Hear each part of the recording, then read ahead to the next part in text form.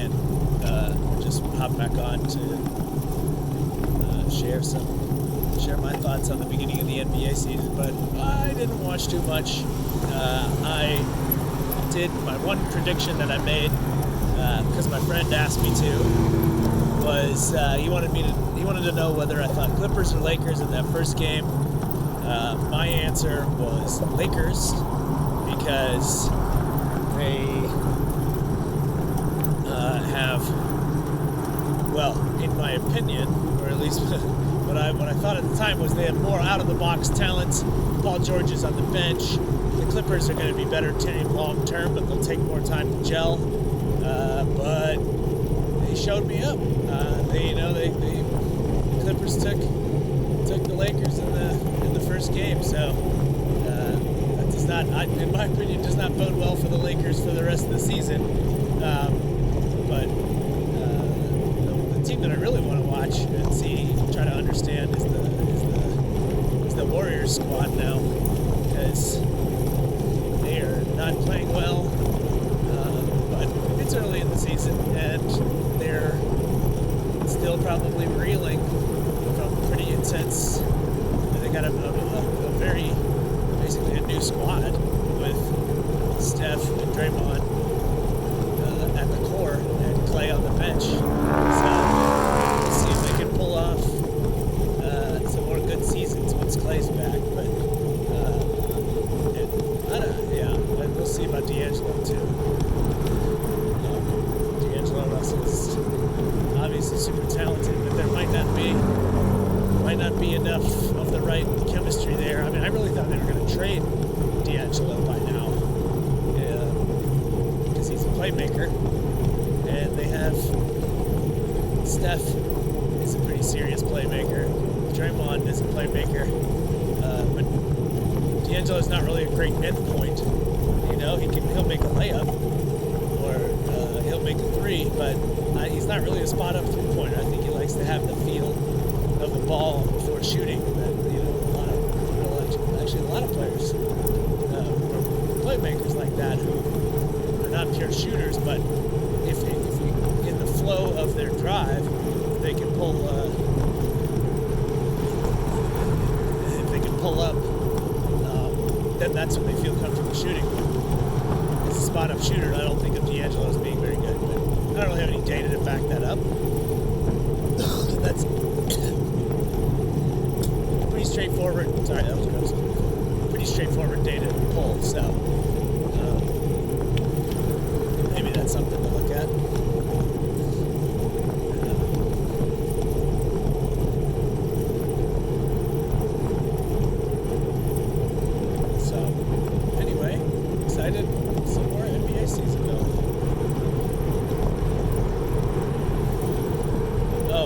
Also, a friend asked me if Kawhi belongs in the so-called GOAT conversation. If he goes to the Clippers and wins another conversation or wins another championship this year, and my opinion is no. I mean, not enough rings yet, not enough sustained performance. Even though he's been an incredible player.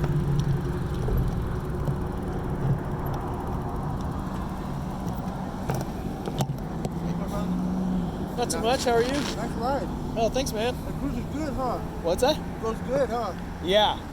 Pedal shift? Well, it has a throttle too. Yeah, Oh, but does it have a throttle? yeah. Nice, brother. Yeah, man. Yeah, I'd take it. I'd like to put my kids hang on the back here, so that's have a great day, bro. you too, man.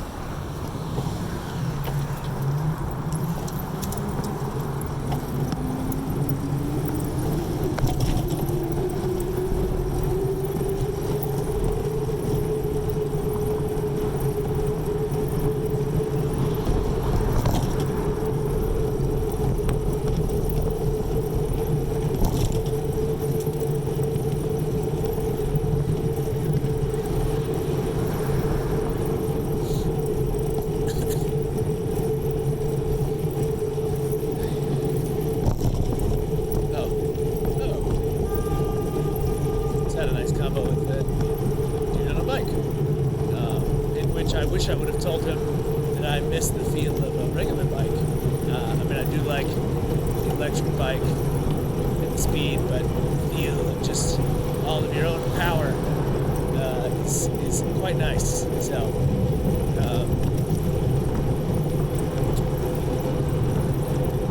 maybe some other time. Oh yeah, definitely some other time. You know, I hope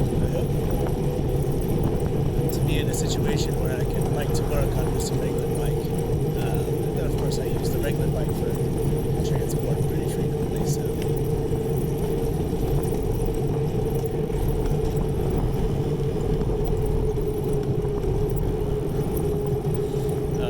Yeah, Kawhi goat conversation. I'm not a big believer in the goat conversation either. It's not a real thing.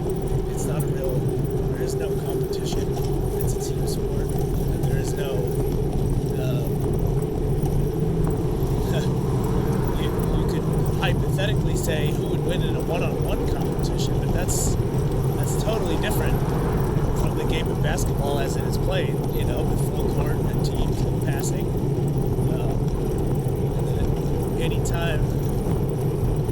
And I mean, obviously, I also believe the greatest team of all time is sort of a BS question too, because we just don't know. There's certain data points that we can pull, but most of those data points happen in games against opponents, and the quality of opponents changes all the time as well. So you'd have a lot of correcting to do, although that would be pretty sweet. Can you imagine if you had a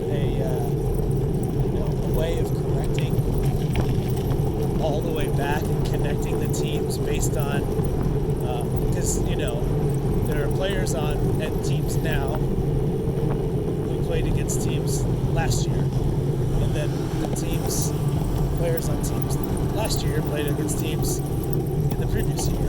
And so you could do that. You could follow that all the way back and maybe come up with some sort of baseline for when did a team, when did was there ever a big talent jump? That is an idea I've never really thought through. So I wonder if anybody has tried that from an analysis perspective. I mean, that's some heavy math there. So just have to think about that. Yeah, I think there's probably too many other factors in the game and changes in the off season to say that there's a migration in skill over time.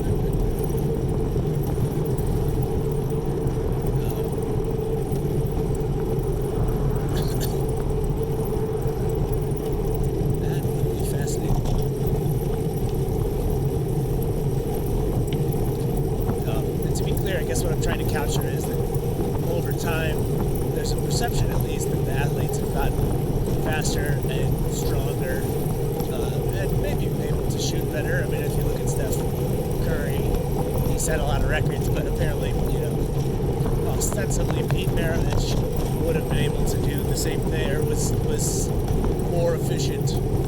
Although, I'd say the baseline that Steph is baseline for shooting is different than the maximum efficiency player, so maybe as a whole the league is still much better at shooting and other different stuff. That would be quite the thesis project to compare a team from the 60s or 70s against the team today, using just comparisons year to year.